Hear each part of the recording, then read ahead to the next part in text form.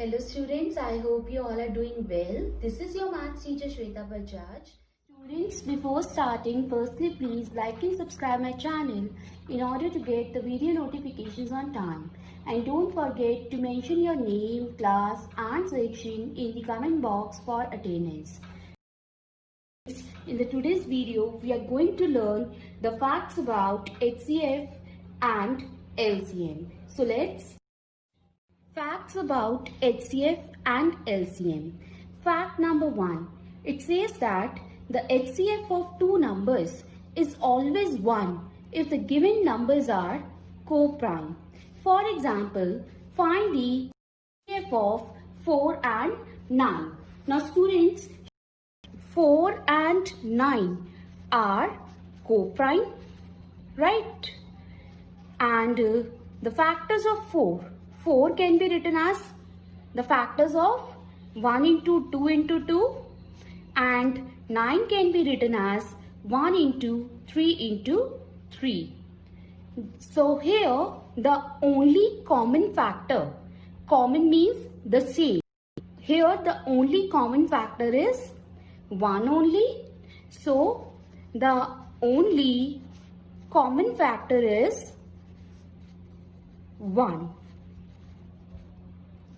Therefore, HCF of 4 and 9 is equals to 1. Hopefully, fact number 1 is clear to you. Now, fact number 2. It says that the LCM of two co-prime numbers is always equal to their product. And in an example, I have taken find the LCM of 12 and 13. Now here 12 and 13 are co-prime, right? And 12 can be written as 1 into 2 into 2 into 3. Because on multiplying them, I will get 12. 1 2s are 2, 2 2s are 4, 4 3s are 12. Further, this can be written as 1, 2. Now here this 2 is multiplied 2 times. So we can write it as 2 raised to the power 2 into 3. Now, what are the factors of 13, or what is the prime factorization of 13? Now 13 can be written as 1 into 13. That means 1 into 13. Here 13 is one time only. So this 13 can be written as 13 raised to the power 1. Therefore, LCM of 12 and 13 will be equals to 2 raised to the power 2 into 3 into 13 raised to the power 1. This 3 means 3 raised to the power 1 only, right? Now 2 raised to the power 2 means 2 is multiplied 2 times. That means 2 into 2, 2 2s are 4. It will give me 4. And 4 into 3 into 13 will be equals to 4 are 12 and 12 13 156 as the LCM of 12 and 13. Hopefully it is clear to you. Here it shows that the LCM of two co-prime numbers is always equal to their product, right? Fact number 3. It says that if one number is a factor of the second number, then their HCF is the smaller number and their LCM is the greater or the larger number. Now here I have taken my example, and in that example it says find the HCF and the LCM of 6 and 12. Now here 6 is a factor of 12, right? And on doing the prime factorization of 6, we can write 6 as 2 into 3. And the prime factorization of 12, we can write 12 as 2 into 2 into 3. 2 2s are 4 and 4 3s are 12. Now, firstly we want to find out the HCF of 6 and 12, right?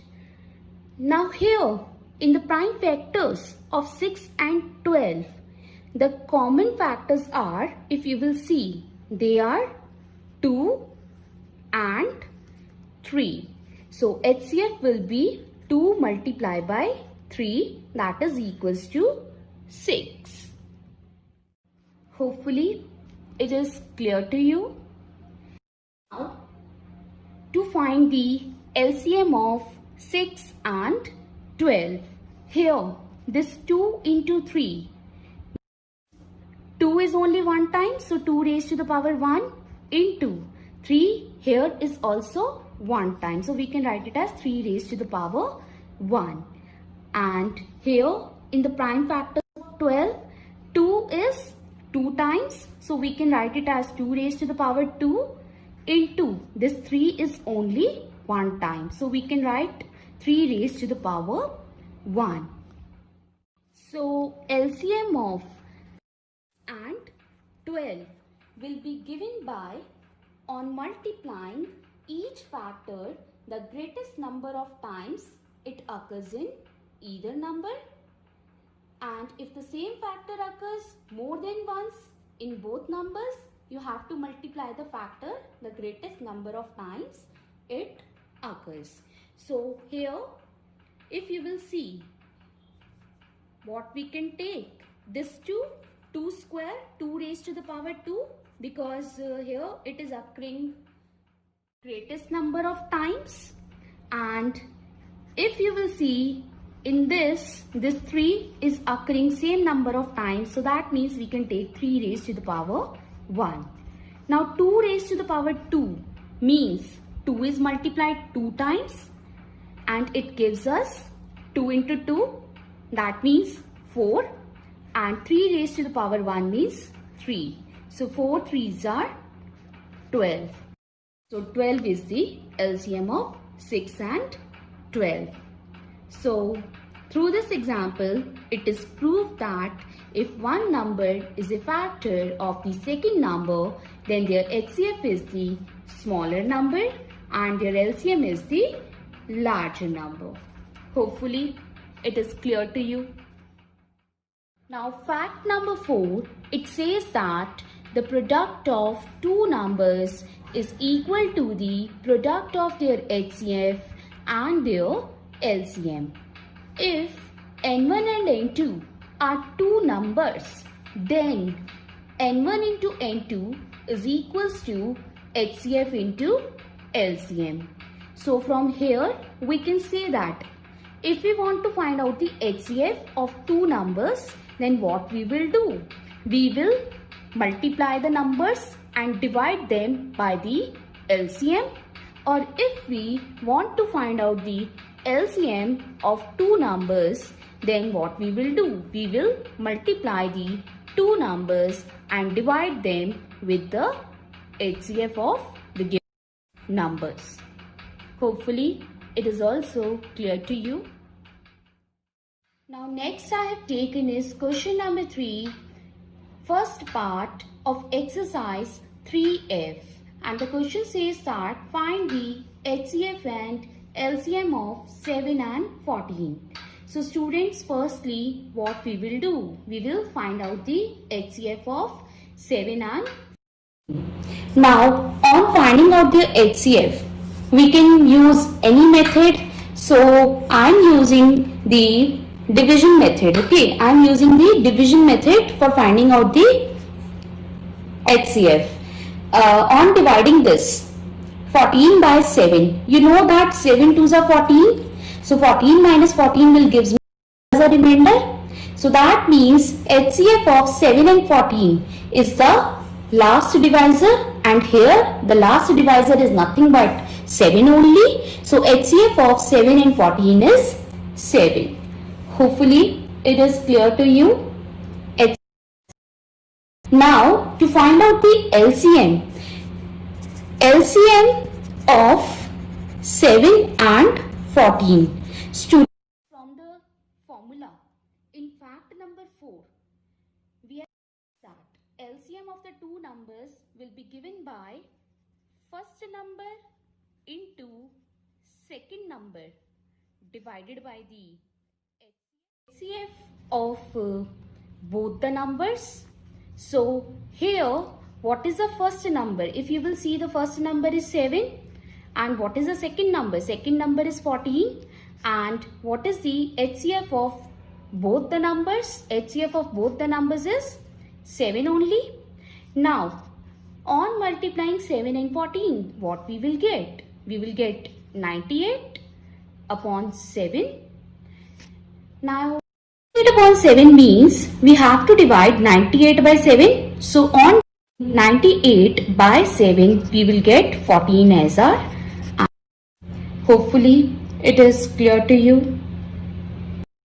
Now, the next question which I have taken is question number 4, and the question says that find the HCF and LCM of, I have taken second part, 2090 and 4178. So firstly, what we will do? Same procedure we will follow. We will find out the HCF of 2090 and 4178 by division method. So let us divide it firstly. Inside, what we will take the largest number, that is 4178, and outside we will take the smallest number, that is 2090. Now we know that 2090 ones are 2090. Now on subtracting, we will get 2008 as a remainder. Now here the remainder is not equals to 0. So what we will do? We will create a box here, right? And inside this box, we will write this divisor, 2090. Now, 2088 ones are 2088, and on subtracting them, we will get 2 as a remainder. Again, our remainder is not equals to 0, so we have to create a box here, and in the box, we will write down this divisor, that is 2088. Now on dividing 2088 by, we will get 1044 as the quotient, and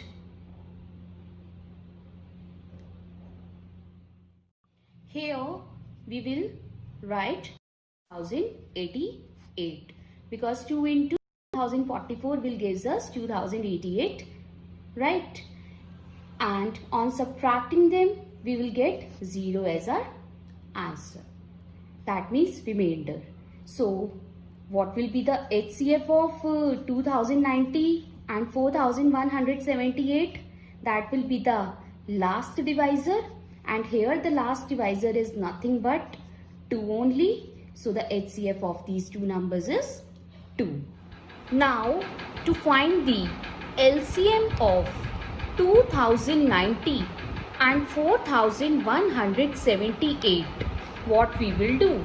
We will use our fact number 4, the formula given in fact number 4, and the formula is first number into second number divided by HCF of 2090 and 4178.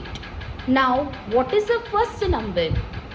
The first number is 2090, and multiply by, what is the second number? Second number is 4178 divided by the HCF, and the HCF here is.